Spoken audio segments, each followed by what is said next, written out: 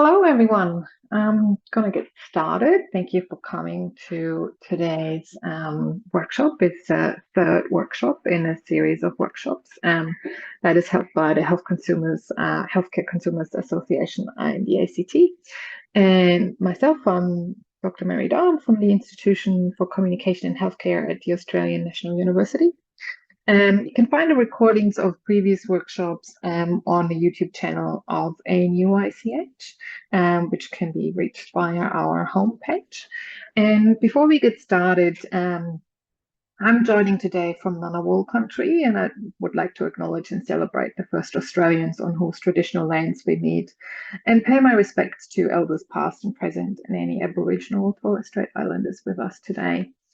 Feel free to also acknowledge where you're joining from, either in your name or by popping it into the chat. A bit of housekeeping as well. So for today, we feel free to post any questions in the chat. I will endeavour to answer them as they come up. Otherwise, Shivana from the Healthcare Consumers Association is here as well to collate questions that I might be able to answer at the end of this session. So let's get started.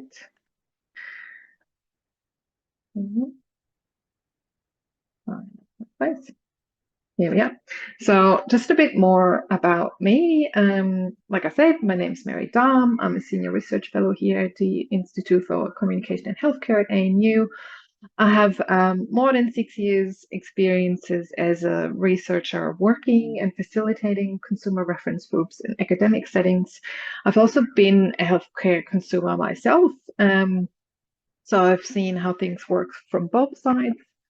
And I also, with particular respect to today's session, have been a member of various medical and social sciences ethics committees for the past 7 or 8 years. Yes.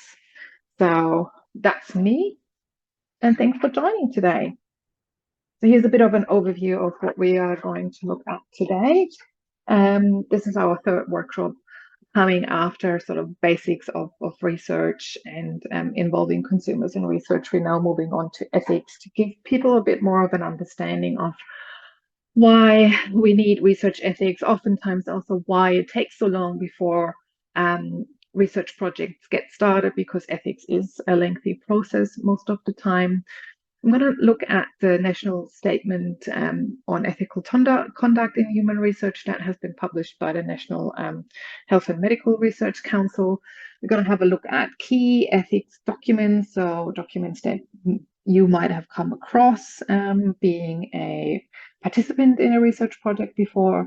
And we're also going to look at really important concepts around data privacy and confidentiality. And last but not least, we're going to look at the consumer and what consumers can bring to the ethics process and how they can collaborate with researchers in that space. Before we start though, I just want to put this disclaimer here.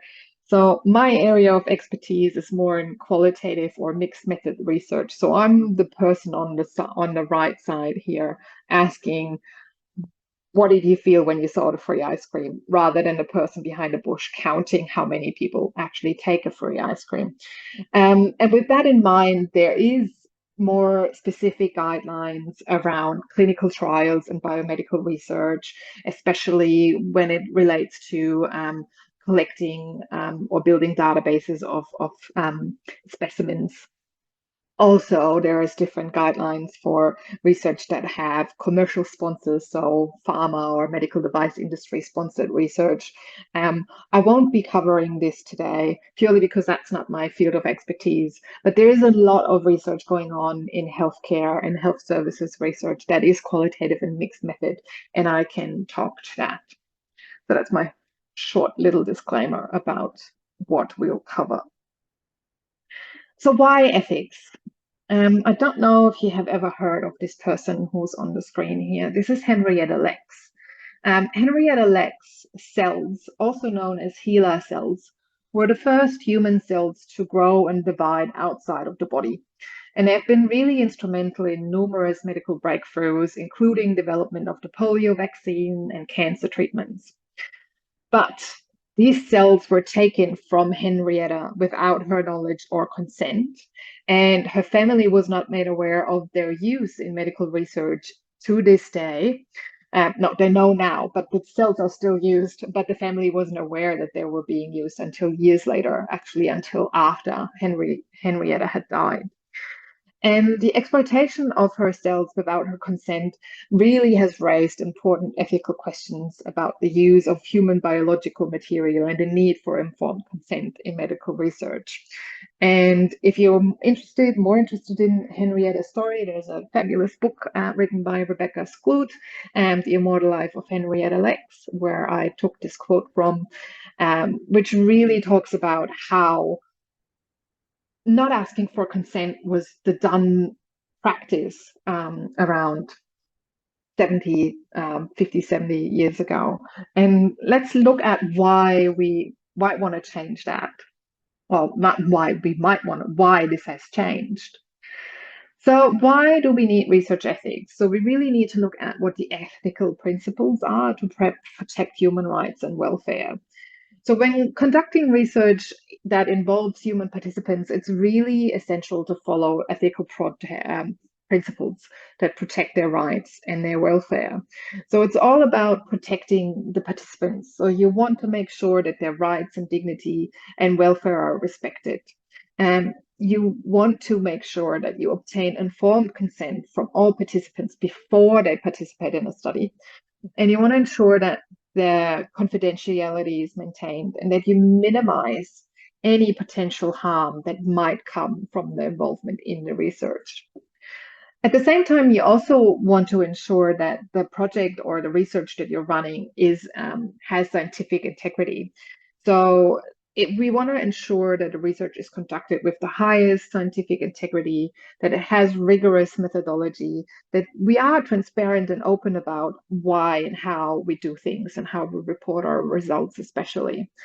And this ethical research really also needs to promote on accurate result communication and being honest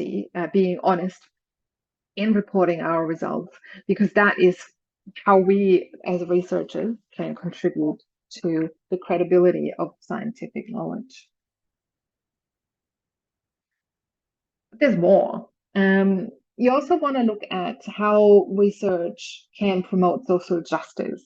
So you want to pay attention, or researchers and consumers in reading ethics applications or commenting on ethics application really should focus on whether the ethics and the research promotes the fair distribution of benefits and burdens, including how vulnerable populations are included and making sure that they're not exploited or discriminated against.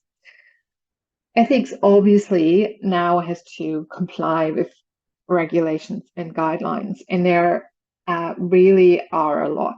There's oftentimes national, and I'll show them in a second, and local policies. And we really need to ensure that the relevant guidelines and policies governing the conduct of research involving human participants are followed. And that is so we can actually do that research safely and ethically with participants' knowledge and not just taking stuff from them without consenting or asking them about it. And last but not least, we need research ethics to build trust.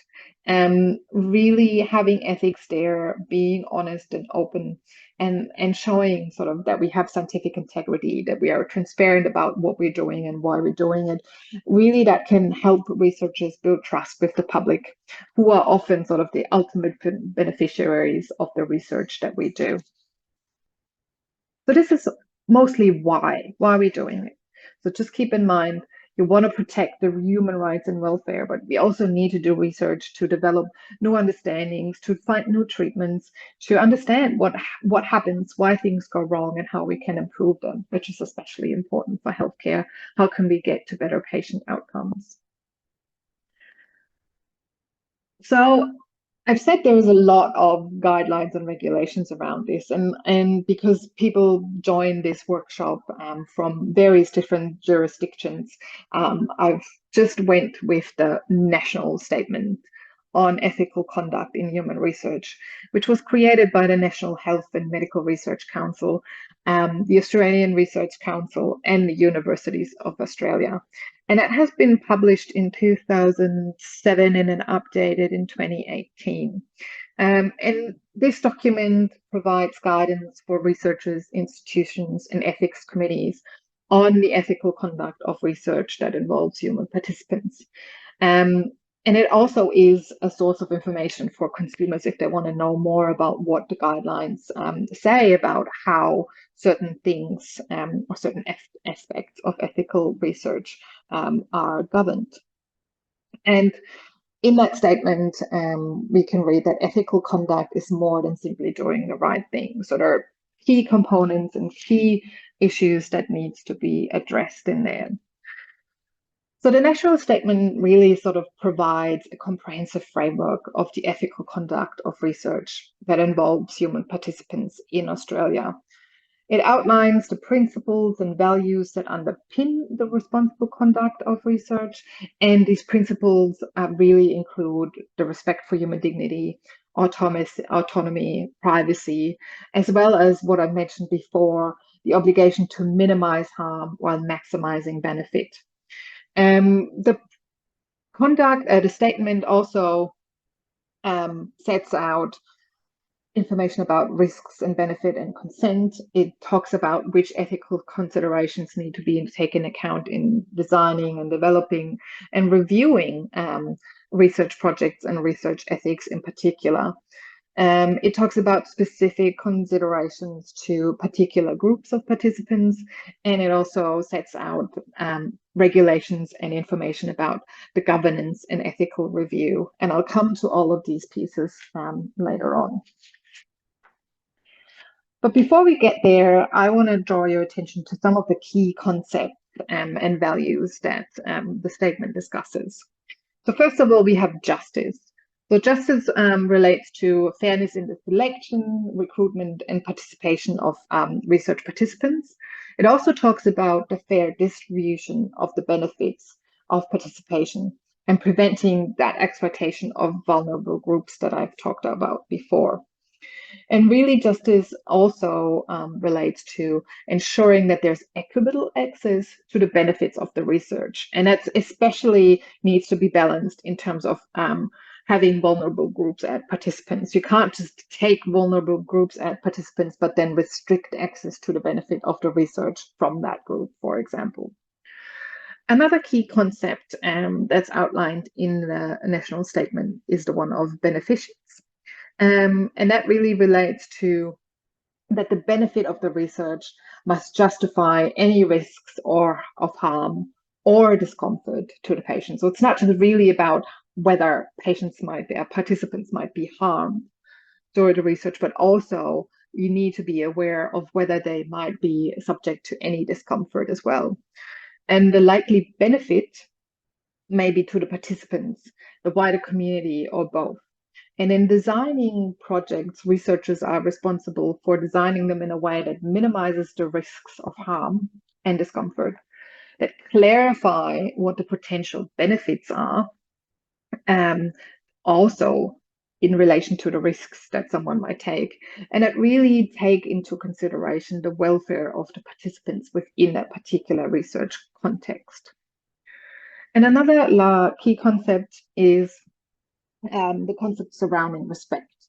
So this is more about the importance of respect for human beings in human research. So that really relates to, we don't just want to do any project. We really want to focus on projects that have research merit, integrity, that focus on justice and beneficence, and that research should respect, not just that ethics should run projects or approve projects that will have merit and that will bring benefits to the broader community, but also that research projects should respect the privacy, confidentiality, and cultural sensitivities of the participants.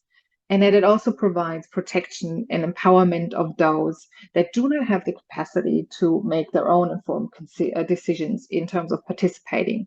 So again, this is more a vulnerable group, people that have limited cognitive capacities. In health research, that might be people that are unconscious or that are in vulnerable situations because they're seeking healthcare, for example. Here's a bit more about the difference between beneficence and risks and balancing that in ethics applications. So beneficence really refers to the ethical principle of doing good or acting in the best interest of others. And in research ethics, beneficence is often interpreted as the duty to maximize the potential benefits while minimizing the potential harms to research participants. And that principle really requires researchers to carefully consider the potential benefits and risks within their study and to take steps to ensure that the benefits outweigh the risks. Risks, on the other hand, it's pretty self-explanatory, refer to the potential harm or negative consequences associated with a particular action or decision in the project. So risk is often discussed in research ethics in terms of the potential risk that the participants might face. So if you want to talk to someone who is in an emergency department, the potential risk is that they're vulnerable, and by being talked to, they get even more distressed. So that's a risk that you need to take into account. And so thinking about the potential risks that research participants might face as a result of participation, it's important to recognize that these two concepts of beneficence and risks are always sort of in tension with each other. So, for example, in order to maximize the potential benefits to research participants, researchers might need to take risks in exposing them to potential harm. So, if you want to know if a particular new treatment works, you might need to expose people to that treatment, and by that exposure to that treatment, you are also exposing them to potential harm or negative consequences. And you need to be able to balance or make a case for why these risks outweigh or why the benefits outweigh the risks that way. On the other hand, you can also minimize potential risks to participants by foregoing any potential benefits or limiting the scope of the study. So it's always this tension that researchers have to balance in trying to figure out how much risks or potential risks can I put onto my participants? How much benefit do I get out of that? And the risks may be physical in nature, as in exposure to X-rays. There might be psychological or social. So exposure to questions that they might not want to hear, or that might be triggering for them, having anxiety or negative psychological reactions to, or that single out particular patient groups in a social setting. So it's really important for the researchers to carefully balance the concept of beneficence and risks in order to ensure that the research study is ethically sound. And that often involves careful risk-benefit analysis in which researchers have to weigh the potential benefits of the research against the potential risks for the research participants. And that might involve considerations of factors such as the nature of the research question, what the population or the participants are, where do they come from, what's their backgrounds, what risks might they be comfortable with versus what benefits do they want to see, what the methods and procedures for the project are, as well as what the potential impact of the findings are in the future. So this is this constant tension that people in research and ethics have to work with. This is how their applications will be judged, and how ethics reviews actually look at what is happening in the project to judge whether they fall under these core values and concepts. So a critical feature of good research then is the clarity regarding how the project will meet these ethical requirements to show that the research has merit. And here are the different components that the statement sets out that need to be addressed, which covers anything from research aim, scope, through to data collection, participant recruitment, communication, consent, dissemination of outcomes, and what happens after the project, and how people and participants are keeping informed. And all this information is what goes into the research protocol, which is one of the key documents that gets submitted with any ethics application, and components of which we'll look at in this workshop as well. I've also talked about that there's a focus in the statement on ethical considerations that are specific to particular groups of participants. And they have specific issues that can arise when you look at the design and conduct and the review of ethics, particularly, and I've highlighted some of them here, for people that are in health research and that might have dependent and unequal relationships. So that includes, for example, healthcare professional and their patients and clients. So if you think about it, medical care often offers interventions or treatments for people at a time where they are at serious risk to their life or well-being. And these risks may be temporary, so you might be in an emergency department because you have an acute problem, or they may be more permanent because you already are sick with something that is a chronic illness, and that interventional treatment might exacerbate or make worse. So people can become highly dependent on medical interventions, and the treatment might be, and they might be incapable of understanding that getting treatment through research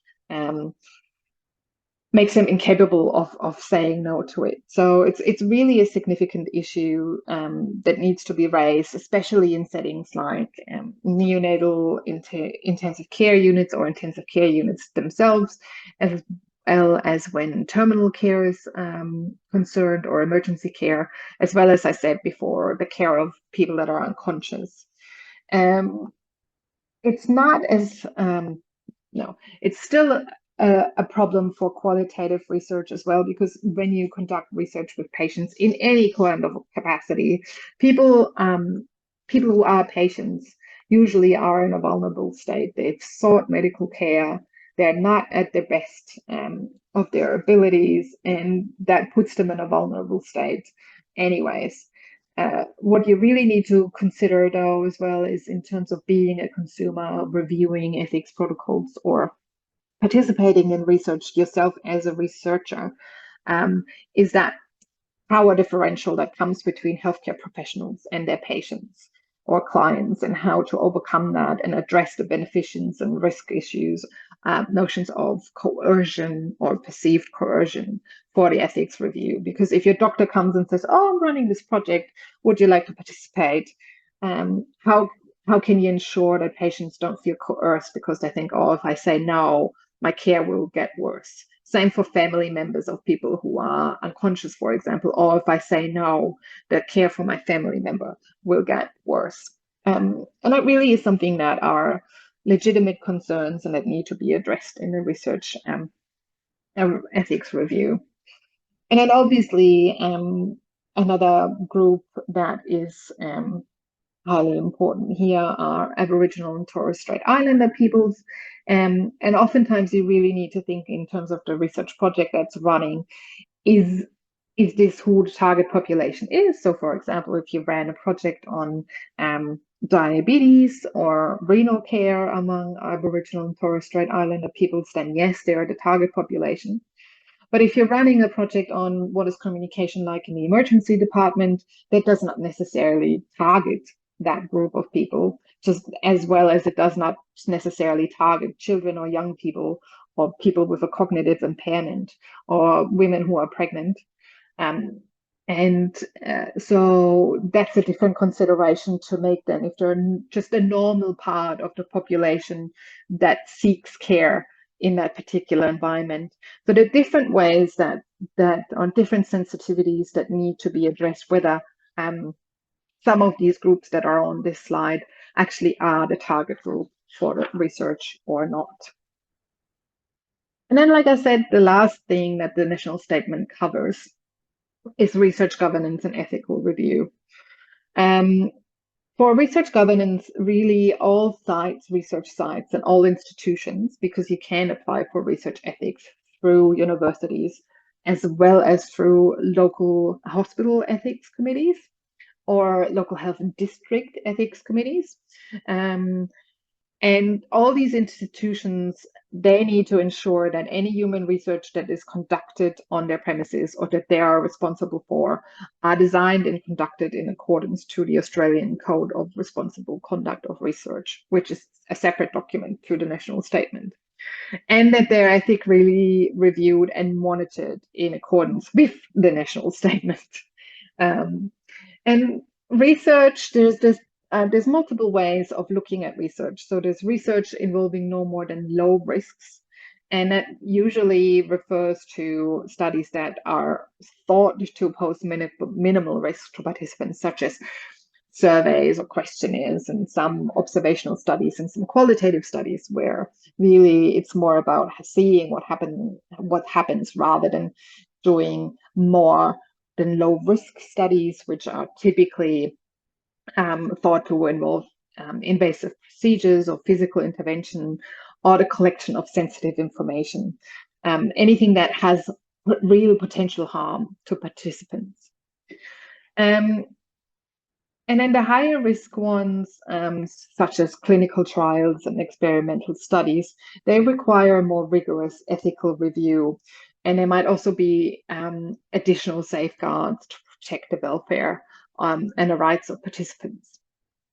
And in terms of progress and monitoring, really research ethics committees have an initial review process where they often give feedback to the researchers most often in terms of beneficence versus risks, addressing potential for coercion, addressing potentials for risks and discomfort. As soon as the research committee is sort of satisfied with the researchers' answers and their proposals, and the research gets approved, they then move on to monitoring and maintenance. So that switches to having regular annual reviews that has reporting mechanisms for compliance when something goes wrong, notifying adverse events, and also obviously having open channels for complaints in place. And the other thing on this slide that I haven't mentioned yet is the definition, or the defined makeup of a human research ethics committee, which is made up of at least 8 people according to the national statement. And you can see who these people are on here. There can be more than those, but that's the minimum that need to be present to also get a quorum to approve research projects.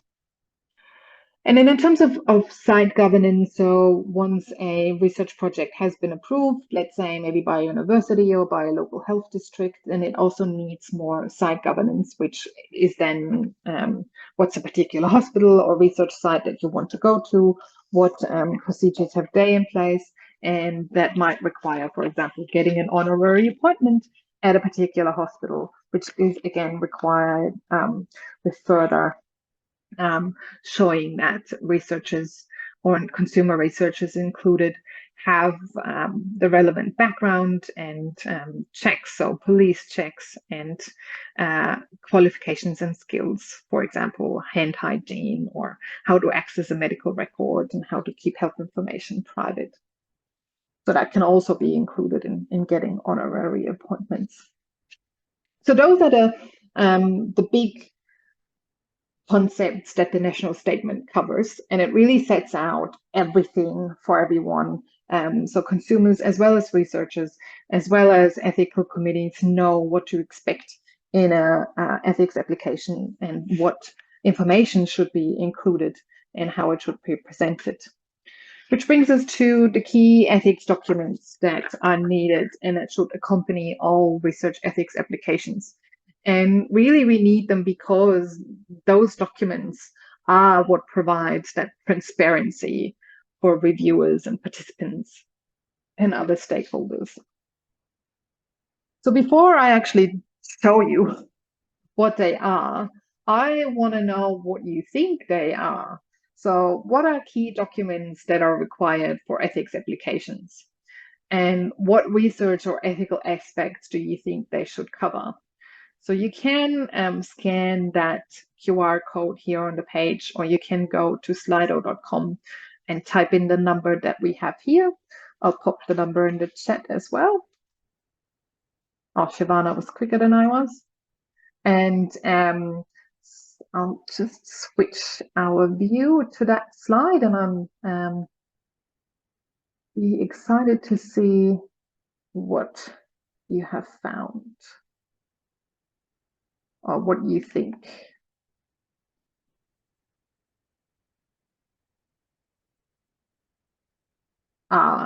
Key documents required for ethics applications and the research and ethical aspects that they should cover. Give this a second to load.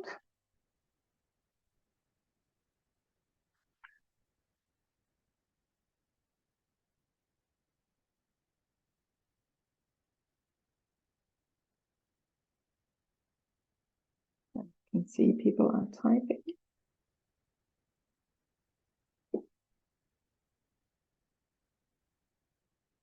We need a project proposal. Good.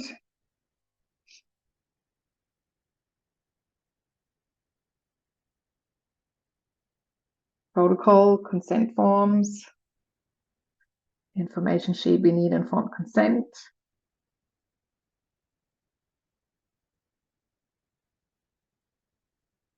And what aspects should they cover? Maybe you can move on to that, because I think we have the big ones now. And what is on the information sheet? What do you want to see? Risk mitigation, good.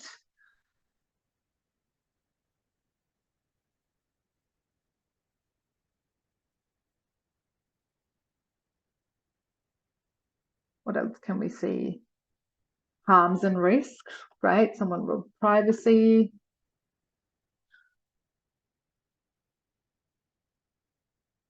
Give you a couple more minutes. There's two more people typing. What the benefits are, exactly. And now we come back to everything that we've just looked at. So what are the risks? What are the benefits? How can we mitigate the risks?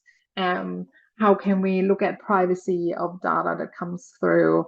What are the impacts? Again, security. Who to contact, very important. And that's not just in terms of who do you contact as is responsible for the research that happens, but also who do you contact if you have concerns about how the research is run.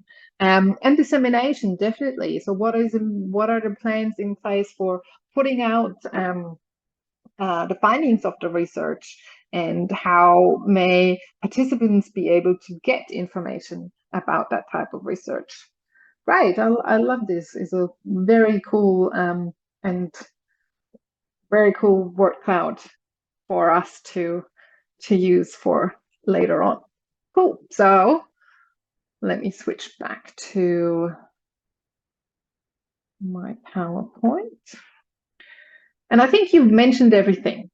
So, and I think the first one out was basically research protocol. So this is just a copy of one of my research protocols that I've recently submitted. That's the cover page. And the overall function really of a research protocol is to provide a comprehensive and detailed plan for conducting a study that ensures that the study is ethically, scientifically sound, and will be run efficiently, that it will protect human participants as a top priority. Protocols really also help to promote the quality and the rigor of the research, and they can help to enhance the trust and confidence that participants have, or that the broader community has in research. So the research protocols really are the guidelines that researchers set for themselves to ensure that the conduct is ethical in running this project with human participants. And in doing so, it needs to provide information, like we've seen before, about research design, methods, what type of data will be collected and analyzed, and what is important for ethical consideration. And ethical consideration really covers aspects of harm and risks, risk mitigation, benefits, data protection and privacy, and what will be done with the data, especially, and for how long it will be kept. And the audience usually for these research protocols are the people who review the application, so the ethics committee. Participants usually don't see this document. It's often sort of really lengthy and written in quite academic style. And the idea is then that the information sheet provides a shorter and more participant-friendly version of this. So this document really sets out what the procedures are and how researchers are going to approach their research. So you can see here, that's the contents page of my research protocol that you just saw the title page of. And really it includes clear description of the research aims and objectives. It gives inclusion and exclusion criteria for the participants and why. It talks about recruitment and retention of participants. It talks about, like I said before, data collection, analysis procedure. What are the potential risks and benefits? How is confidentiality and privacy for participants maintained? And really, those are the typical key components that it has. And it also often includes information about how this is financed. This is also an important information to be included in the information sheet so that participants can make up their mind whether they want to participate in an industry-sponsored research versus a research or more academically sponsored research project. You also want to look at timelines in your research protocol, which again relates to the research merit and scientific integrity aspect, because we want to make sure that this can actually be done in the time that the researchers say. You can also include a safety plan that talks about risk mitigation and quality control plans, sort of how do you ensure data quality, accuracy, and completeness. And then we move on to information sheet and consent form. So that was one of the big things that people in the Slido word cloud also drew attention to. So you have information sheets that provide potential research participants with detailed information about the study. And they include things like what's the purpose, what are the procedures to be done, how are people recruited. And this is done because we want to inform participants of all the potential benefits and risks and ensure that they have understood what is involved in the study so that they can make an informed decision about whether or not they want to participate. And these information sheets are also thought to help with the transparency and the openness and accountability for research. They're a document that should record the voluntary agreement of participants to participate. So that's the consent form. And they are typically signed, consent forms are typically signed as part of the informed consent process. So this is really having a participant as the audience. The research office and the ethics committee will review these documents, and they will often look at them, whether they're written in a lay-friendly way so that participants can actually understand them. But this is the document that is really written for the participant and for the participant to understand what is involved in signing up for a project. The patient information sheet should clearly state what the rights of the participants are as well. So in terms of, if I say yes, when can I withdraw? And what happens to me if I withdraw? What happens to data when I withdraw, the data that has already been collected from me? Information sheet should also encourage questions. So participants should be able to ask questions and seek clarification of any aspect that they don't understand fully. And like we said before, having a contact person or details about people to contact. So including a contact for feedback, that's also another way to ensure transparency and accountability. But that's not just for feedback, but it's also to raise concerns about the study. And that can help to build trust so that participants know there are avenues for them to raise issues if they come up. Obviously, then there are ideal design features that these documents should have. And because they're written for participants, they should be written in a certain way. They should have plain and lay-friendly language. There should be clear descriptions about all the aspects that we've talked about before. They should incorporate visual aids if they can, as much as possible. You should have short paragraphs rather than sort of lengthy blocks of text. It should be readable to someone that has a year 6 to 8 schooling level, because that's sort of the average of what health information should be pitched at. And in a sense, an information sheet is a health information sheet. And it should really use formatting and style to raise awareness to the key important information. What often happens, though, is that a lot of ethics committees have templates for all these things, and they can pose a problem. So this, for example, is a template for a participant information sheet from ANU. So the Australian National University's template looks like this, and they can actually hinder writing in participant-friendly ways, especially in terms of formatting and colors and visual aids.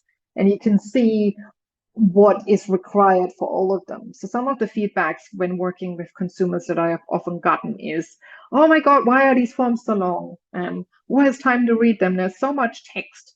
And that is because as researchers working with ethics committees, the ethics committees and the national statement set out all the information that should be included in these forms. And to put them all in, the form then gets lengthy. So oftentimes you end up with forms that are 3 to 4 pages long, but I've seen longer forms as well.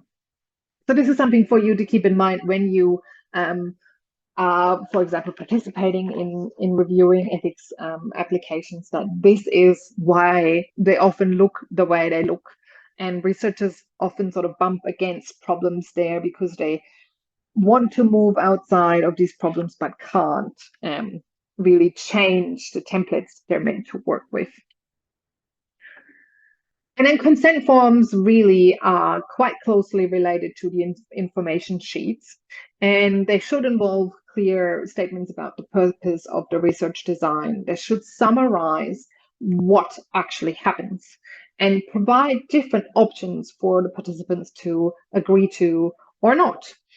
It's often sort of this idea that it's an all or nothing thing. And I think that's a really important thing to slowly move away from. If you want to have someone participate in research, you shouldn't necessarily portray it as you can only participate if you say yes to every single thing. So there should be options to have say, yes, I want to participate in this part, but not in this part. You can ask me things, but you can't record me while I do things, for example. It's also, again, important that they're written in a way that they are easy to understand. They need to include a signature line where people can sign themselves. There's also options, obviously, for oral consent, especially where people are incapacitated in certain ways. So a consent form does not necessarily have to be written. It can also be done orally and recorded by the researcher. There should be options for withdrawal of consent, especially making clear that their decision to withdraw will not affect any sort of access to their care or their treatment that they're currently receiving within the research, not within the research project, but within the research site where the project might be taking place if it's a health-related project. And then, like we said before, we need, again, on that sheet, a contact form, a contact details for feedback for particular people that might want to be raising concerns or provide feedback to, or just to ask follow-up questions and to be able to get into contact with the lead researcher for that project as well.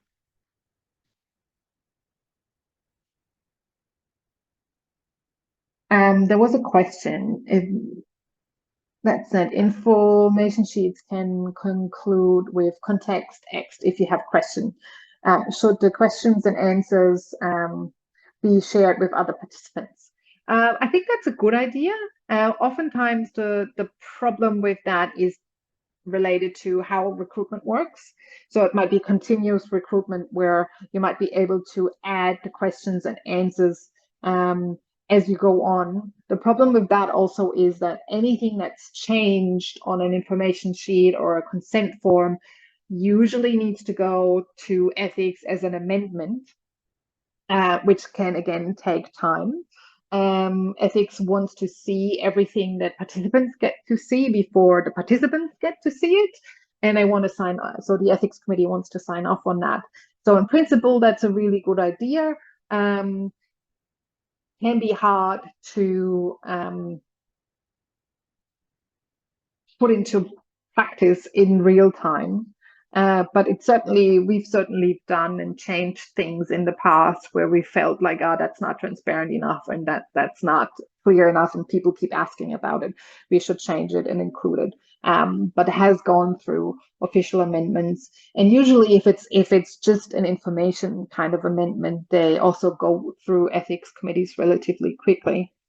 Another note on ethics committees that I actually haven't put on any of these forms, and that just occurred to me for consumers and researchers I like to think of as well, is that depending on what affiliation you might have with the responsible ethics committees, these things also cost money.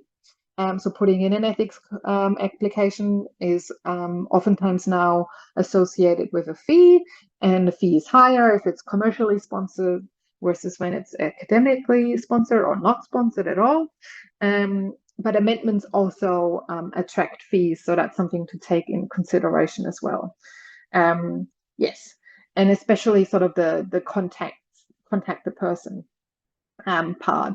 What I also wanted to say about information forms and consent forms, especially information forms being relatively lengthy, some processes that I've seen and I've adopted as well is to have a little sort of recruitment flyer, so to speak, that with symbols and little icons summarizes what the project is about. It's really a one-pager with lots of white space and lots of lay language that can be handed to participants at first to give them an insight. And then if they're interested seeing that, you can move on to giving them the awe-inspiring or terrifying 3 to 4 to 10 page information sheet. But it's an easier way to access them, and oftentimes, if you're there as the researcher themselves, that makes it also easier in terms of answering questions. Moving on to data privacy, or to data privacy and confidentiality. So information about data is really important because it ensures transparency and accountability again. And it helps to protect the participants' personal information and ensures that they have more trust in the research project. So without privacy, there's no point in being an individual. That's another quote from a novel by Jonathan Franzen.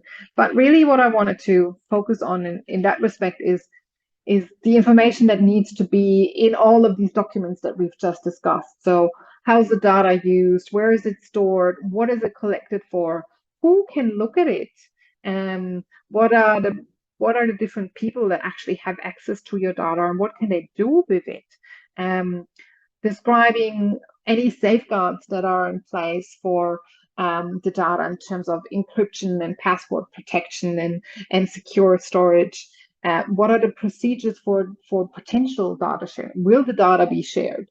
With whom and for what purposes? And oftentimes there are separate sections on information sheets or consent sheets that sort of set out that this data might be de-identified and then used in other research projects with the relevant ethical approvals, for example. But what else do we then look at? What are key questions? So what personal data is collected? And how will my privacy be protected?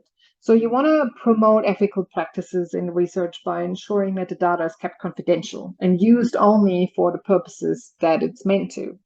That also relates to explaining what data will be collected, how it will be used, any measures for protection and the privacy of the person. So will the data be anonymized? Will there be pseudonyms used? Is there de-identification? And then also, are there any data master sheets that allow researchers to re-identify participants in case they want to withdraw? Because if you de-identify a participant and you have no way of re-identifying them, if they want to withdraw later on, there's no way to withdraw them because you don't know who they are anymore. Who will have access to the data and how will they work with confidentiality around the data? Especially important around data and privacy is to look at confidentiality and how confidentiality will be handled. And that's especially important in relation to recordings, for example. So there's for example, in the ACT, there's the Listening Devices Act, or in Victoria, there's a Surveillance Device Act that really set out what can be subpoenaed under the law. So if you have video or audio recordings, they can theoretically be subpoenaed under the law.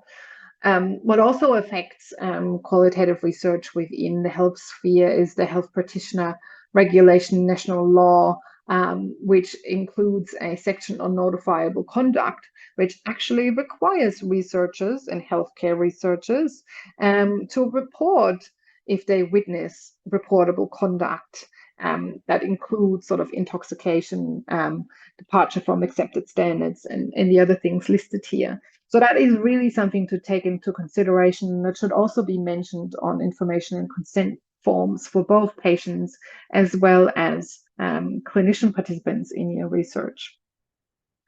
Then what are any potential breaches for privacy, and what are procedures in place if that should happen? And also talking about what happens when the study is over.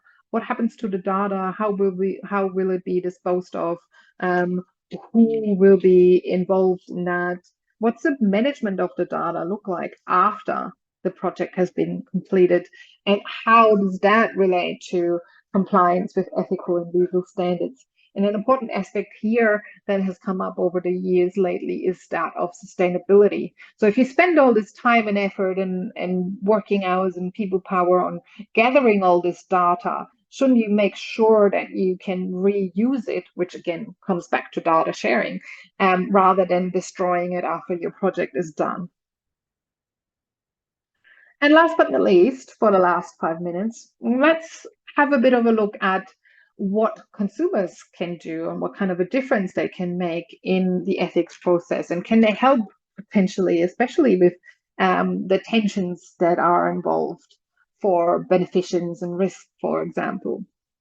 So in the ethics process, consumers can be researchers. They can participate in all aspects of the research project. So they can be a named researcher on a project, and that really can help to ensure that the study is conducted in a way that's responsive to the needs and the concerns of the community that is being studied. And it can lead to more ethical and effective research, with the potential to maximize the benefits and minimize potential harms, because the researchers are more involved in the community that is being researched. They can also be involved in all the aspects then of the research design. They can be involved in writing the ethics applications. They can have a look at what the information sheets should look like, what information should be included there, what recruitment strategies and consent processes should be like, and how the burden on participants especially can be reduced. And then you can also be reviewers. Consumers can be reviewers, so they can give feedbacks via research ethics committees or peer review panels. They can be members of research ethics committees, or they can be consumer reference groups for particular projects, or community-based researchers that are involved in providing feedback in that way. And really ensure the ethical and methodological soundness of the research study, but also provide feedback for researchers in reviewing. all these required documents. But health consumers, if they are named as researchers on a project, their involvement can also play a really important role in relieving or resolving that tension between beneficence and risks that we've talked about before. And they can bring unique perspectives and insight to the studies that are not necessarily available to sort of what's considered a more traditional academic researcher without sort of that lived experience component. And that can be achieved through various means. Like I've talked about before, really involving health consumers in research design phases so that we have their input in the research questions, the methods, the risks and benefits of the study. Providing clear and accessible information. So health consumer researchers can make sure that anything that is in the ethics application documents is easy to understand for the participant population. And they can help identify potential risks that academic researchers or health professionals might overlook easily. And it can also help to ensure that ethical considerations are addressed. So being involved in developing the ethics protocol, in reviewing the participant information and consent forms, and to make sure that their recruitment and ethical progress runs with dignity for all the participants. They can also help in collecting and analyzing data. And that really is one of the big gaps I find in health consumer research or health consumer related health research today, is that really should be involved in conducting the interviews and giving surveys or participating in focus groups, as in running focus groups, because they are in the community and they often get different answers than academic researchers or health professional researchers get. And that really can ensure that the data that is collected reflects the perspectives and the experiences of the community more openly than it might be so when the data is only collected by researchers, traditional researchers and academics. And what they also can do is, provide feedback on study results and implications. So again, moving beyond and putting their perspectives on helping to establish what priorities are for the community that they want to be addressed, because the benefits and identified benefits from a study might not be the same for the consumers than compared to what academics might see as benefits in terms of maybe broadening academic knowledge. Consumers and community-based researchers are probably more interested in what the practical outcomes and impacts for the particular community might be, and it can really help with providing feedback on the study results in that way, and to inform anything in terms of potential benefits and risks for future studies and the future implications and implementation of the findings as well. So this is it from me for today. I know this probably felt like being hit with a lot of information at the same time, or in a very short time. I hope this makes a bit more, or provides you with a bit more background information as to why ethics processes are often very lengthy, why it often takes so long for ethics to come through, and why, especially why we need it. I'm not advocating for ethics to take any shorter than it does, because to have proper ethical review takes its time. But I also wanted to make sure that consumers and health consumers can understand why it is important to be involved. I hope you enjoyed this workshop webinar, and if you want to give me some feedback, please feel free to scan that QR code here or click on the link. We will be sending the recording as well as handouts from this presentation through shortly. And thank you all for participating and joining. And I hope you'll join me for our next session that happens, I forgot, I think the day after Anzac Day, and is on academic publishing. Thanks a lot, everyone.